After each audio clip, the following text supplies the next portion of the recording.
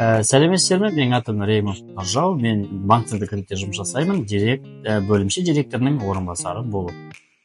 Мен бұл банкқа кіргеніме уже бір жарым жылдай болып қалды. Жалпы банк деген нәрсе бұл өте үлкен сфера, бұны барлықтарыңыз білетін де шығарсыздар.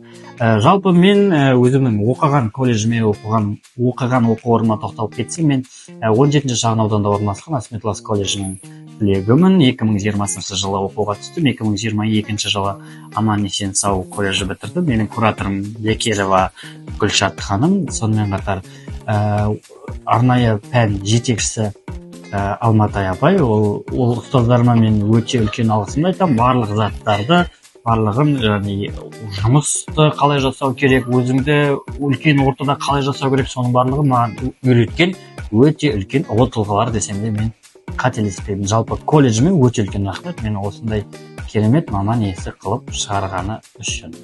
Нұржау, айтасыз ба, сіз қай жасыңызда кім болуды армандадыңыз? Алғашқы мамандық туралы армандаған кезім ол 7-ші сыныбымда мен полиция қызметкері боламын деген менде кішігірім арман болды. Жалпы сол моментте өзі азғандай мамандықтар ғой, мұғалім, дәрігер, пожарный, либо милиция қызметкері деген. Жалпы милиция болуды армандадым сөзін ашық.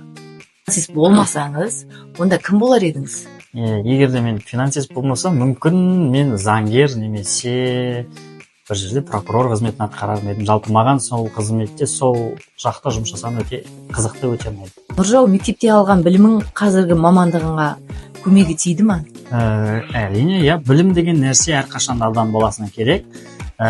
Соның ішінде қазақ тілі, тарих және география сынды мамандықтар. Сонымен қатар математика, енді ол түсінікті нәрсе шығар. Біздің мамандықта өте керек нәрселер. Жалпы сөз сөйлей білу, өзіңді ұстай білу, ол бірінші кезекте әр тұлғаның, әр адамның бойында болуы керек қасиеттер. Бірінші мен өзім жеке басым санаймын.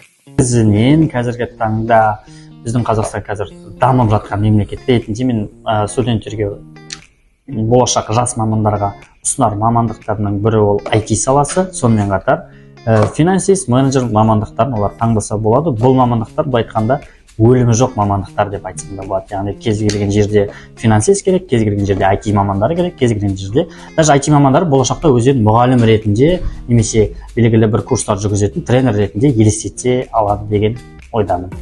Ал енді сіз мамандығыңызды алдыңыз, оқыдыңыз менеджментті. Егер сіз банкте жұмыс жасамасаңыз, тағы да қандай мамандықтарды жұмыс жасай аласыздар? Қандай мекемелерде, қандай бөлімдерде дегіңіз келіп тұр, какой орынды сұрақ екен. Бұл жалпы мен егер банкте жасамасам, онда мен белгілі бір қазір бар ғой, түрлі турларды ұйымдастыратын, яғни сол жерде гид болып жүретін мамандықтар бар, тұлғалар, менеджерлер. Мен сондай мамандықта немесе өзімді белгілі бір қонақ үйдің немесе ресторанның администраторы қызметінде елестетемін. Менеджер ретінде. Онда сізге сәттілік тілейміз жұмысыңызда.